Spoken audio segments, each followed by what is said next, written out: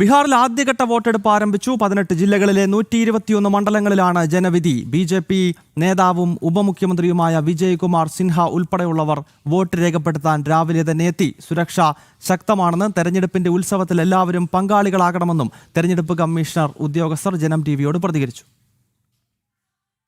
ബീഹാറിൽ പട്ന ഉൾപ്പെടെ 18 ജില്ലകളിലെ 121 മണ്ഡലങ്ങളിൽ വോട്ടെടുപ്പ് പുരോഗമിക്കുകയാണ്. വിപുലമായിട്ടുള്ള ക്രമീകരണങ്ങളാണ് വോട്ടെടുപ്പിന് വേണ്ടി ഒരുക്കിയിട്ടുള്ളത്. ഇപ്പോൾ തെരഞ്ഞെടുപ്പ് കമ്മീഷന്റെ ഉദ്യോഗസ്ഥർ തന്നെ നമ്മോടൊപ്പം ചേരുകയാണ്. Hi sir, what was the arrangement taken by election commission for the voting? Well, when it comes to voting, especially I was involved in the sweep cell. So we have conducted many activities for voter awareness to increase the voter turnout ratio in the Patna district. Since Patna is a capital district and most of the things are urban areas, the voter turnout ratio has been a problem. So we have arranged many activities under it. And when it comes to, especially for this day, many model booths have been prepared in which selfie points have been installed, signifying the culture of Patna. We have categorized different booths to different themes like GI tax of Bihar and infrastructure of Bihar, tourist places of Bihar, as well as state symbols of Bihar. And apart from this, we have also ensured the basic facilities which have to be present at all booths like drinking water, toilets, and then wheelchair for Divyang voters. So we expect that the voter turnout ratio for this particular 2025 Bihar General Assembly election will increase to at least 66%.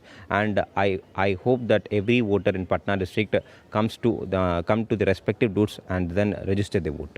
And security is also very tight. And how is the procedure going on? Well, we have also given special attention to the security such that the particular polling in Patna goes peaceful without any particular negative incidences. When it comes to EVM, we have deputed CAPF forces, a section of CAPF forces for each booth, and also the deputation has been done from police line, and they have been strictly instructed to take care of the EVMs from the dispatch till receiving at the counting center. And by these arrangements, voting is becoming a festival. Yes. Even if you can see over the booth, you can see colorful balloons being installed here.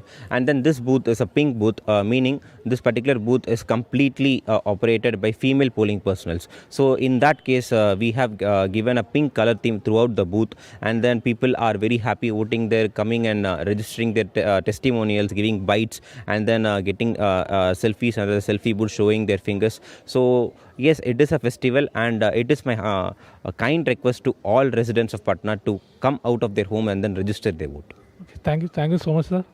വിവിധ തരത്തിലുള്ള തയ്യാറെടുപ്പുകൾ, അതായത് വോട്ടെടുപ്പിനുള്ള ക്രമീകരണങ്ങൾ മാത്രമല്ല, ഈ തെരഞ്ഞെടുപ്പ് എന്നുള്ളത് ഒരു ഉത്സവമാക്കി മാറ്റുന്നതിനുള്ള വിവിധ ക്രമീകരണങ്ങളാണ് പോളിംഗ് ബൂത്തുകളിൽ ഒരുക്കിയിട്ടുള്ളത്. അതിൻ്റെ വിശദാംശങ്ങളാണ് ഈ തെരഞ്ഞെടുപ്പ് കമ്മീഷൻ്റെ ഉദ്യോഗസ്ഥർ തന്നെ വ്യക്തമാക്കിയിട്ടുള്ളത്. ദൃശ്യങ്ങളിൽ കാണാം. ഇപ്പോൾ ഈ ബീഹാറിൻ്റെ തനത് കലാരൂപങ്ങൾ ഓരോ ബൂത്തുകളിൽ പ്രദർശിപ്പിക്കുന്നു. വിവിധ ബൂത്തുകൾ വിവിധ കാറ്റഗറിയിൽ ഉൾപ്പെടുത്തിയിട്ടുണ്ട്.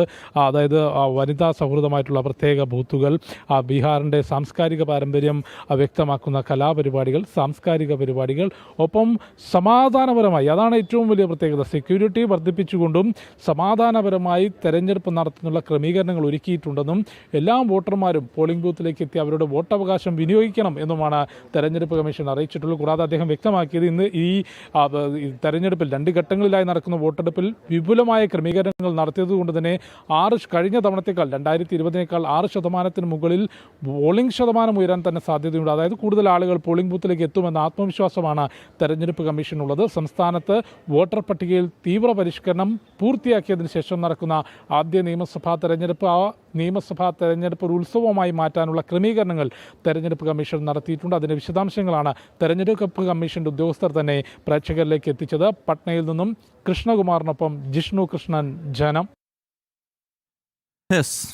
ജനാധിപത്യത്തിൻ്റെ ഉത്സവം അങ്ങനെ കൊട്ടിക്കയറുകയാണ് നമ്മുടെ ബീഹാറിൽ.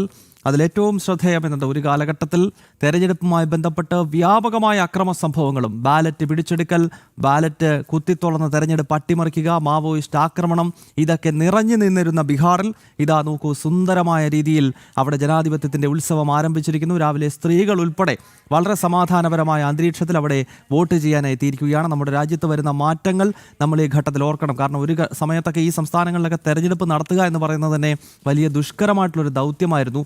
വോട്ടെടുപ്പ് ദിവസങ്ങളിൽ തുടർച്ചയായ ആക്രമണങ്ങൾ കമ്മ്യൂണിസ്റ്റ് ഭീകരർ അവിടെ നടത്തിയിരുന്നു. പക്ഷേ അതൊക്കെ ഇപ്പോൾ കെട്ടടങ്ങിയിരിക്കുകയാണ്. ബീഹാർ വളരെ സമാധാനപരമായി പോളിംഗ് ബൂത്തിലേക്ക് നീങ്ങുകയാണ്.